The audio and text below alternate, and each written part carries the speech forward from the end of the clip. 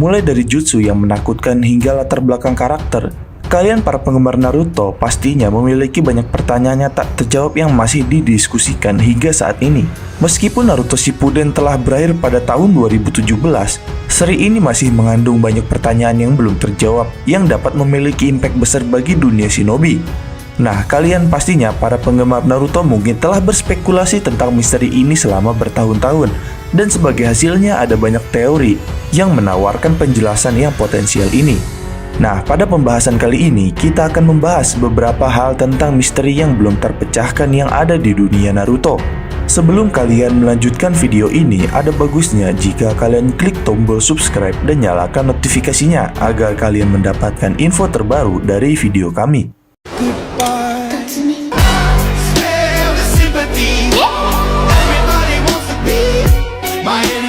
Pertama, pedang Totsuka dan cermin nyata atau Totsuka Blade dan Nyata Mirror. Perseteruan yang berlangsung antara Itachi dan Sasuke Uchiha adalah salah satu alur terpanjang di Naruto.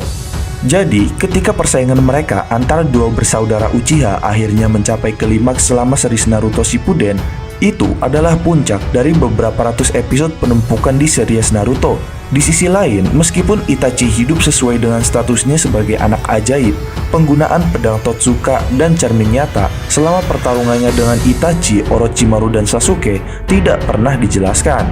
Nah, Totsuka Blade dan Nyata Mirror adalah dua senjata ninja yang legendaris yang masing-masing mampu mengunci lawan dan menangkis serangan apapun. Setiap benda tersebut memiliki sejarah yang sangat dalam di kehidupan nyatanya di Jepang. Tetapi terlepas dari kisah aslinya di dunia nyata, kehadiran Totsuka Blade dan Nyata Mirror ini di Naruto sama sekali tidak dapat dijelaskan. Beberapa para penggemar Naruto pernah berteori bahwa Itachi Uchiha sebenarnya mengetahui lokasi Totsuka Blade dan Nyata Mirror ini melalui koneksinya dengan Akatsuki.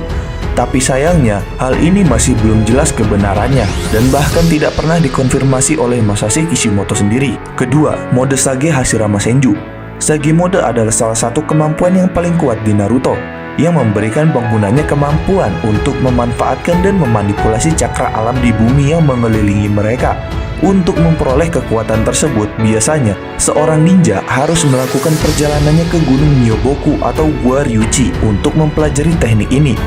Tapi entah bagaimana, seorang shinobi tampaknya telah mencapai metode teknik Sage ini melalui metode yang berbeda, yang mana dia adalah Hashirama Senju. Mode Sage Hokage pertama, yaitu Hashirama Senju, tidak menyerupai teknik Sage milik Pertapa Kodok Gunung Myoboku atau Pertapa Ular Gua Ryuchi, dan yang membuat banyak penggemar Naruto berspekulasi tentang asal-muasal kemampuan Sage mode milik Hashirama ini adalah yaitu hutan Shikkotsu, yang dikenal sebagai tempat tinggal siput yang digunakan Tsunade sebagai Kuchiyose-nya.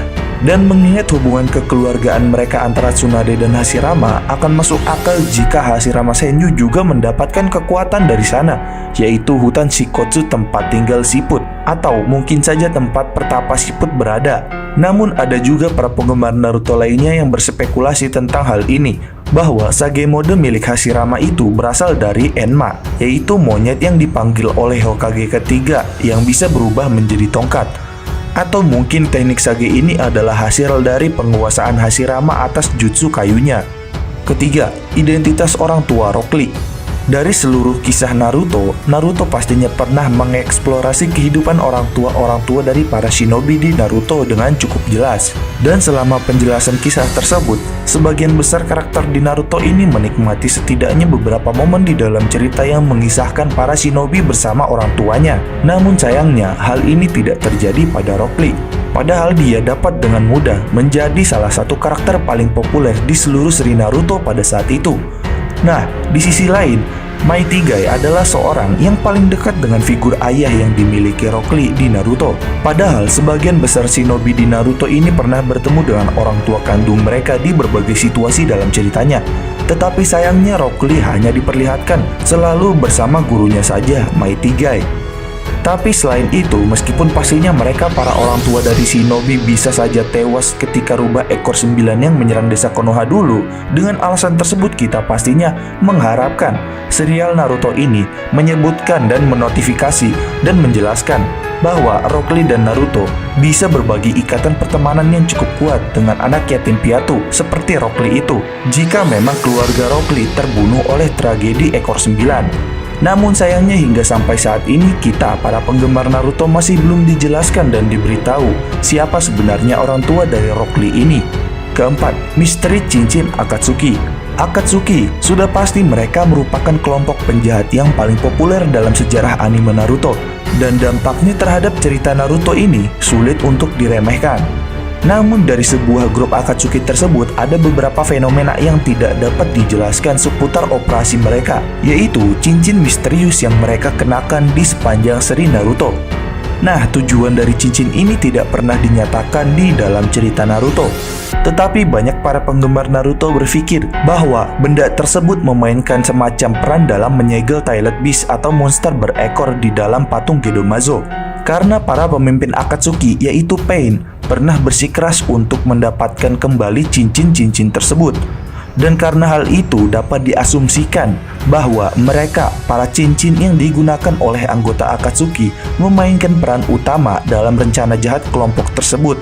Salah satunya yang dimungkinkan adalah menyegel kekuatan monster berekor, atau mungkin semacamnya. Kelima, misteri kematian Hokage pertama. Hokage bisa dibilang adalah seorang shinobi terkuat di sebuah negara ataupun desanya.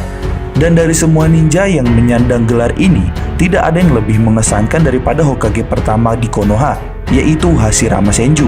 Terlepas dari reputasinya yang sangat legendaris dan terkenal sebagai dewa shinobi, kematian Hashirama tidak pernah disebutkan secara spesifik dalam cerita Naruto sekalipun.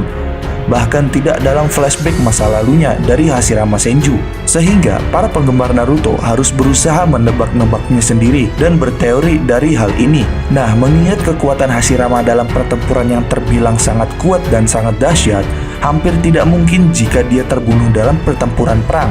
Sebaliknya, banyak juga para penggemar Naruto yang berspekulasi bahwa anggota pendiri desa Konoha ini, yaitu Hashirama Senju, meninggal dunia karena penyakit atau komplikasi penyakit dari teknik regenerasinya yang sangat hebat itu. Keenam, misteri kekuatan keabadian milik Hidan. Setiap anggota Akatsuki memiliki keahlian yang sangat beragam, namun tidak ada yang lebih unik dari kekuatan dan keahlian milik Hidan. Shinobi dengan bersenjatakan sabit ini memiliki keabadian yang hebat, yang bahkan walaupun kepalanya terpenggal, dia masih tetap hidup. Dan kekuatan tersebut yang dimilikinya membuatnya sangat sulit untuk dibunuh secara langsung dalam pertarungan. Hidan mengaitkan keabadiannya ini dengan kepercayaannya pada dewa bernama Jashin. Dan mengingat daya tahannya yang tak terbantahkan, sangat mungkin bahwa dewa Jashin ini benar-benar ada di dunia Naruto. Dan ini adalah salah satu teori dari para penggemar Naruto. Tapi di sisi lain, ada juga yang percaya bahwa anggota Akatsuki ini atau si Hidan ini menciptakan ide tentang Jashin sendirian dengan imajinasinya saja, sehingga dia tidak merasa bahwa kekuatan keabadian yang dimilikinya sebenarnya sepenuhnya berasal dari dirinya sendiri atau usahanya sendiri tanpa sepengetahuan dirinya. Ketujuh, misteri kekuatan dari mata Eternal Mangekyo Sharingan milik Madara. Madara Uchiha bisa dibilang sebagai ninja yang terkuat yang pernah ada setelah Hashirama Senju. Sebagian besar itu karena banyaknya teknik dan kemampuan yang luar biasa yang dimilikinya. Dan sebagian besar kekuatan Madara ini pastinya berasal dari penguasaan Madara atas Eternal Mangekyo Sharingannya, yang dia buka setelah menerima mata saudaranya yang telah meninggal. Nah, setiap karakter lain yang membuka mata Eternal Mangekyo Sharingan pastinya akan mendapatkan jutsu unik dengan melakukan hal tersebut. Tetapi terlepas dari kekuatan dan popularitas Madara yang luar biasa, Madara tidak pernah mendemonstrasikan teknik mata apapun yang sesuai dengan kriteria mata Eternal Mangekyo Sharingannya. Beberapa para penggemar Naruto berspekulasi bahwa jutsu pemanggilan meteor adalah teknik khusus yang dimiliki Madara dengan menggunakan Eternal Mangekyo Sharingannya. Tapi ada juga yang berteori lagi bahwa Limbo adalah kemampuan khusus dari mata Eternal Mangekyo Sharingan miliknya. Tapi sayangnya, kekuatan Limbo juga bisa dikaitkan dengan mudah dengan kekuatan ekor 10. Maka dari itu, bahkan hingga saat ini, kita masih belum jelas diberitahu seperti apa kekuatan khusus dari kekuatan Eternal Mangekyo Sharingan milik Madara ini. Dan demikian adalah beberapa pembahasan tentang misteri yang belum terpecahkan yang ada di dunia Naruto. Jangan lupa like, share, dan subscribe. Jangan lupa komen di bawah tentang pendapat kalian di video kami kali ini.